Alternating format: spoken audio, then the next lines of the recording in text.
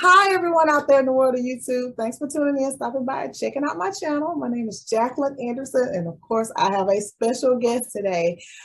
You can see on the screen, her name is Dr. Theresa Hammond, and she is the author of one of my favorite books. So anybody who's been following the channel knows I've talked about this book, White Collar Profession, African American Certified Public Accountant since 1921. She's chronicled the journey for the first CPAs, Black CPAs. So of course, I am thrilled to have her as a guest today and would like to get some insight on what led to her devoting her career to this research and what led up to this book as well. So I'll give her opportunity to say hello and say anything else about your background. I give it to you, Dr. Theresa Hammond. Hi, everybody. Thank you so much for tuning in. And thank you, Jackie, for having me. I'm really excited about the existence of this channel because I think it encourages a lot of people in a profession that can be a little invisible. So thank you, Jackie, for inviting me. And I'm excited to be part of your adventure, what you're accomplishing here. Well, thank you again for saying yes. I know you are busy. And Dr. Hammond, she is a professor in accounting at San Francisco State University. And of course, she has her doctorate degree, and she's devoted her research or career to the research of the, I would say, unfortunate struggles in limited number of Black CPAs. So we want to definitely delve into that and unpack why that is. And she published this book, or it was published about 20 years ago. So, and in my opinion, I think we still represent less than 1% when I say we Black CPAs, but I have seen some of the numbers or statistics inch up to 3%. But I may beg to differ. I'm not quite sure if that's just Black CPAs or maybe some people are identifying mixed race or they're just lumping in some people. But I will let the expert here talk about that and maybe dissect that some. But I think we are underrepresented. I think that's for sure. So we'll jump in, and Dr. Hammond, I'll start with the book because I say I have suggested this book whether you are an accountant or not. You find motivation, and so much so it inspires one to dig deep and accomplish goals, because it starts out with a lady who was prevented from being a CPA and took almost 40 years, so 37 years. So if that doesn't inspire you, I don't know what will. So Dr. Hammond, tell us what led to this book and your research, and why maybe even still 20 years later, the needle hasn't moved. Yeah, that's a big question. Maybe I'll just start at the beginning with my own experience and how I ended up writing the book.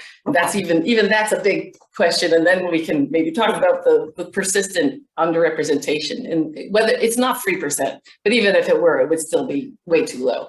So I majored in accounting in college because I wanted to pay back my student loans. I had a lot of student loans. I have 11 brothers and sisters, and we put ourselves through college. And so I thought I better get a job when I graduate. And I interned in public accounting at Deloitte in Denver. This is in 1983, so it's a long time ago, but I had never been in such a homogeneous environment in my entire life, despite being from Wisconsin. Okay. I had just never seen such a stifling culture that you had to eat a certain way, you had to dress a certain way. I couldn't deal with it. So I didn't end up going into public accounting. When I graduated, I went to work at Chevron Oil Corporation for 3 years before I got my PhD. At Chevron, at least I got exposed to people who weren't accountants. So I liked working there as a financial analyst because I got to meet people in a lot of different fields. And I got, the guy I shared a cubicle with was 30 or 40 years older than I was. And I liked that much better because I had some variety, but there were still no Black people in the financial analysts or among the accountants at the corporate headquarters of Chevron in the 80s. Right. And I just remember thinking, what is wrong with this profession? I hadn't really thought about it until I went to work in public accounting. I was like, why is everybody so similar? So when I went to get my PhD, I took several sociology courses as part of the background to prepare for my research. And I wrote a paper about the underrepresentation of Black CPAs for one of the courses that I took. And the reason I did it was because I was curious, like, why is this profession so white, you know, especially then. Like, why is it so white? I was not prepared for that. And also, I had a friend at University of Wisconsin where I was getting my PhD, Elaine Davis, and she ran a mentoring program for Black students at the school. And there were only, I think, 7 Black accounting majors at the university at the time. At least that's the way I remember it. That might not have been every single one, but she was matching those students with mentors. And because there were very few Black faculty at the school, she asked me if I would mentor one of the students because we were friends. And I thought, well, I can mentor the students, but I, again, need to do a better job than I can do for this student. Her name's Dawn Fisher, and she's a successful professional now. But so I joined the National Association of Black Accountants. And there was no chapter in Madison, Wisconsin, but there was a chapter in Milwaukee. And I was so impressed by the people there. Bill Coleman and Noel Williams. Those were the 2 leaders. And Curtis Craig, gosh, those were the 3 guys that I spent the most time with. Sorry that my memory might not be perfect on the names, but in any case, I could not believe that these guys were early in their careers, and after working a long day in Milwaukee, they would drive to Madison, 70 miles, rains, you know, sleet, snow, whatever. They would drive to Madison and sit down with, like I said, 7 students just to talk to them about the opportunities for them, to make them feel included in the profession. And I had never been in an accounting group or among accountants who cared so much about helping others.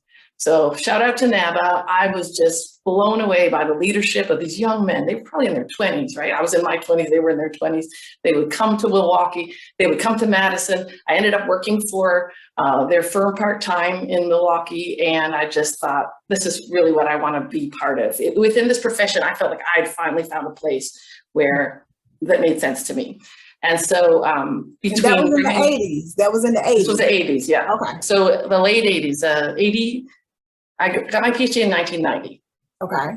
So from 87 to 1990, that's in that period is when I met them, got involved with them. And then it was through them that, again, I was like, you know, I did this paper, and, you know, back then you couldn't Google stuff, but there was search in the library. So you could go to the library and you do effectively a search. And I put in Black accountants, got nothing.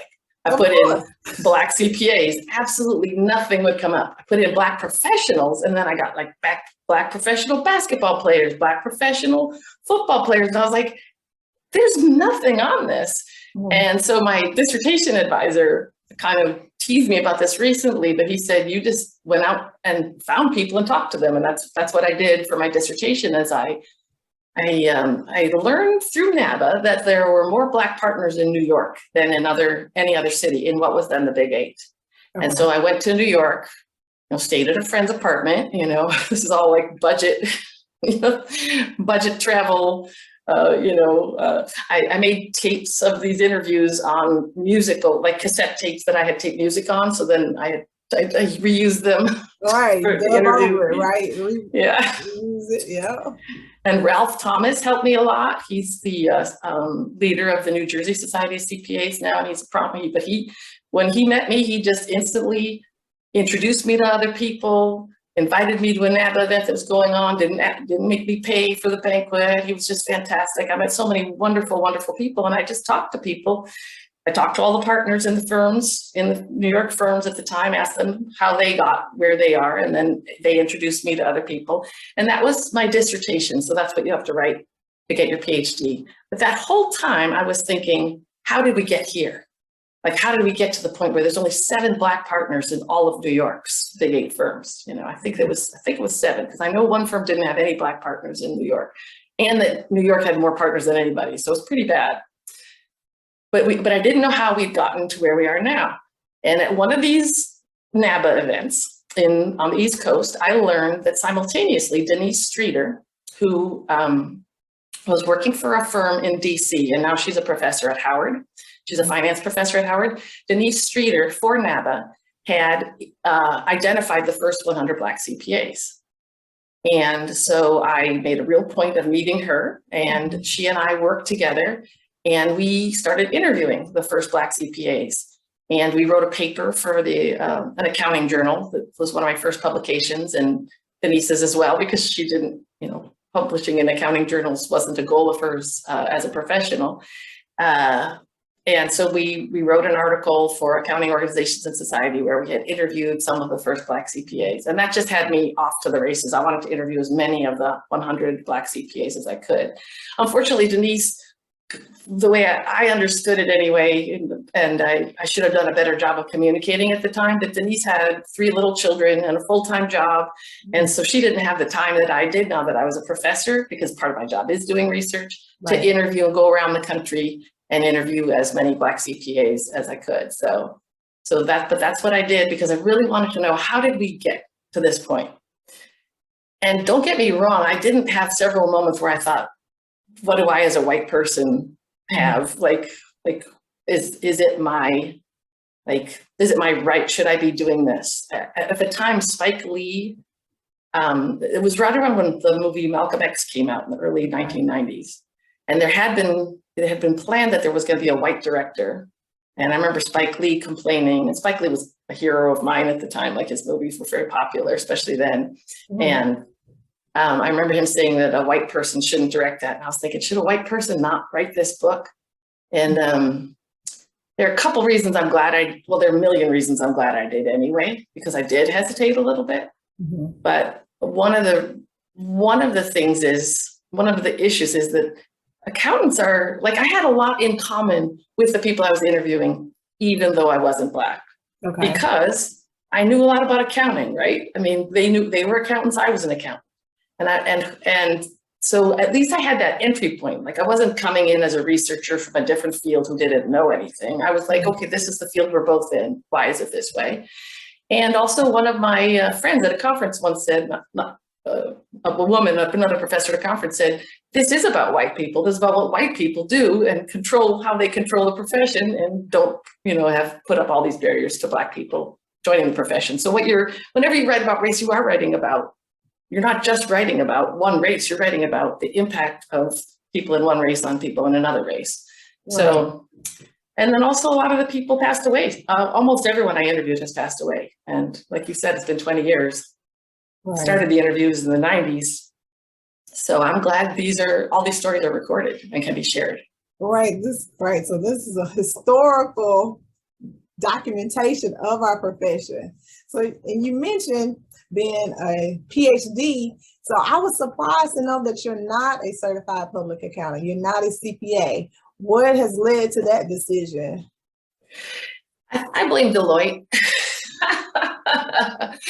Because when I worked there, when I did my internship there, I just found the culture too stultifying.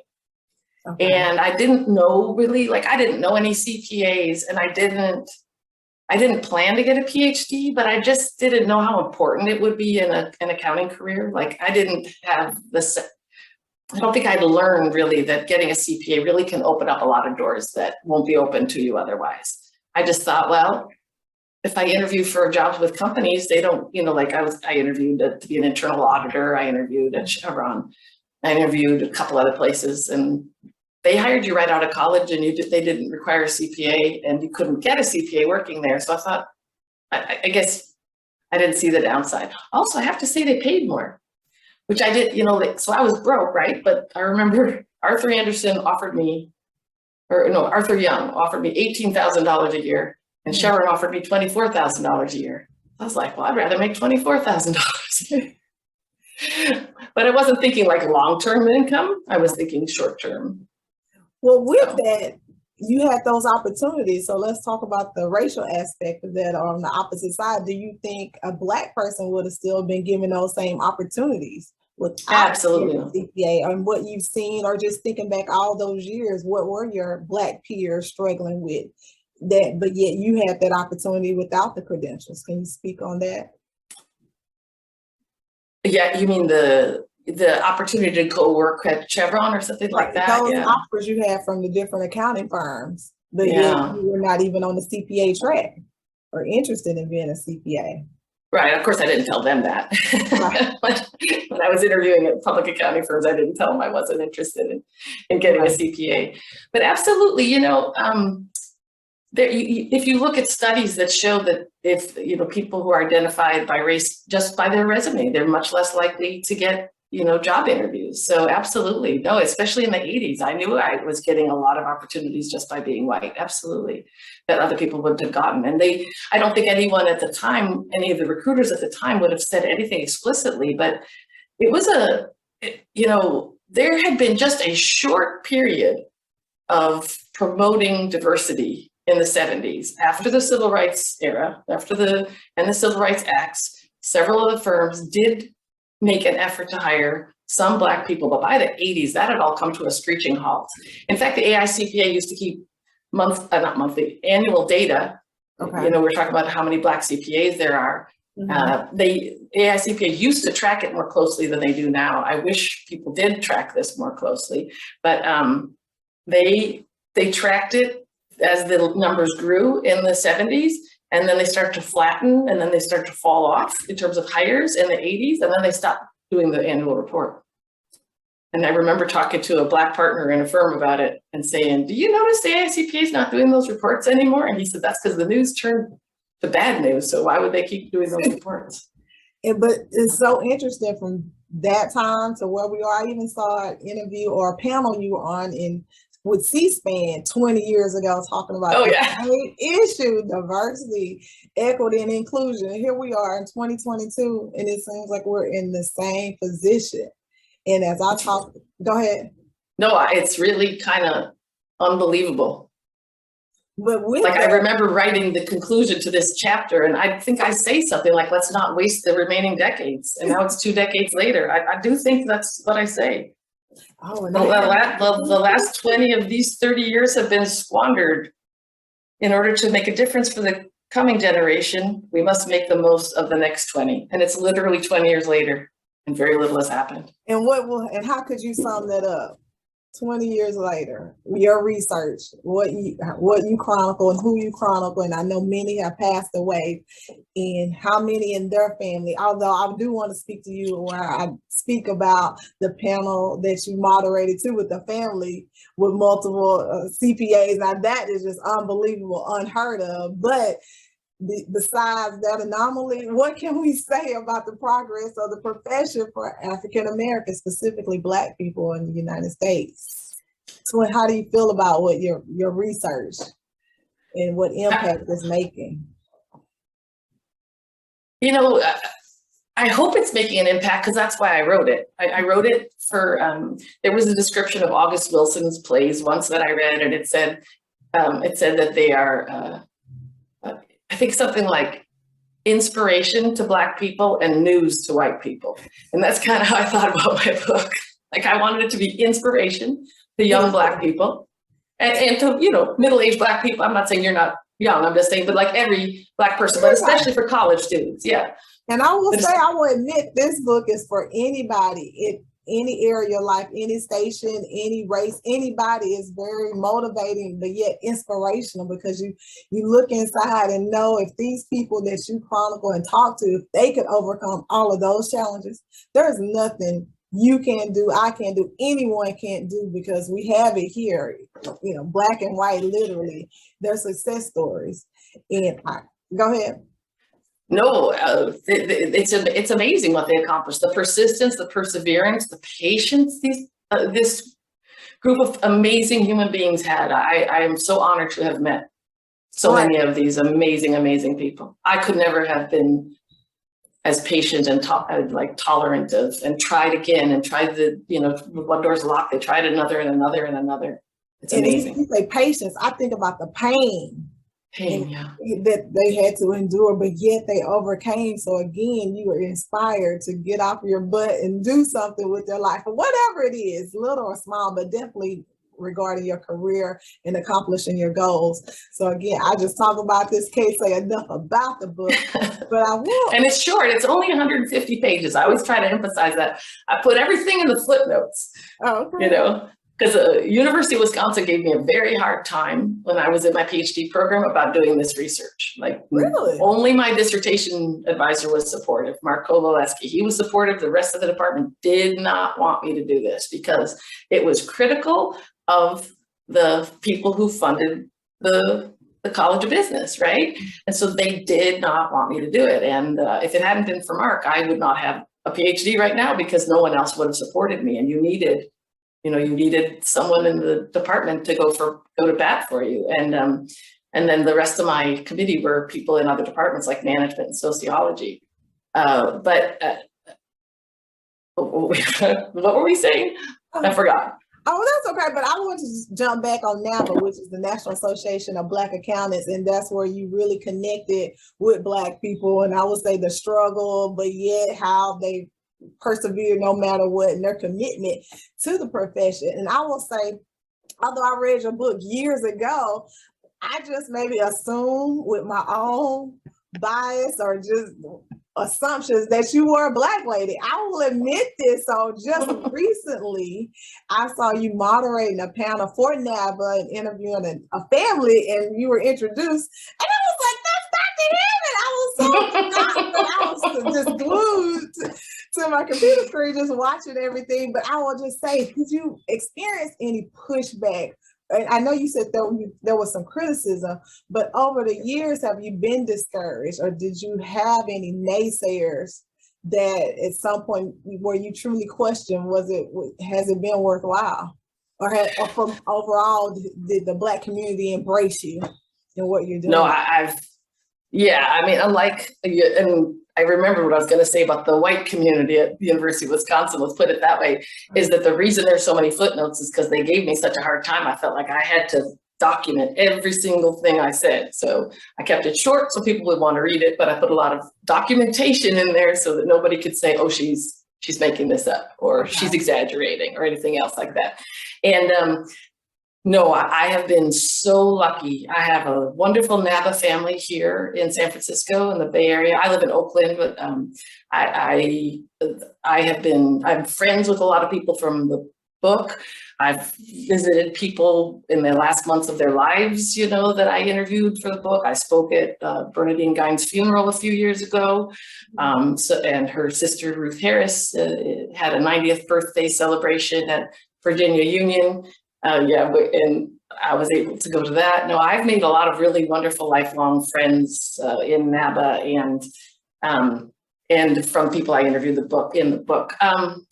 Once in a while, I used to get that more, where I'd be sitting in an office waiting to interview someone, and they'd walk right past me and say to the office, "Is Theresa Hammond here?" And I'd be like, "I'm Theresa Hammond," Oh, and they'd be totally surprised. One time I gave a talk, and someone had Googled me, and they found a picture of me sitting with Bernadine Guines. Mm-hmm. I don't know if it's still on the web, but Bernadine and I had given a presentation somewhere. And, she's one of the women I interviewed for the book. And so they had cut her out of the picture and put her picture on the notice for the talk, because when they found the two of us and it said Bernadine Guines and Theresa Hammond, they just assumed that the Black woman was the author, and they used her picture. They used her picture. I consider that a wonderful compliment, honestly, because I didn't, I want to be on the right side as far as this goes. And one of my friends who was reading the book before it was published said, I think you need to change this part. And I'm like, why? I like that. And she said, you sound like an angry Black woman. I was just like, she tried to get me to be less angry. So I thought that was healthy. All right. Okay. But more so, what about the criticism from non-Blacks or the white community? I know you mentioned it early on, but have you experienced that in the latter years and more recently, since diversity, inclusion, and equity seems to be a buzzword now?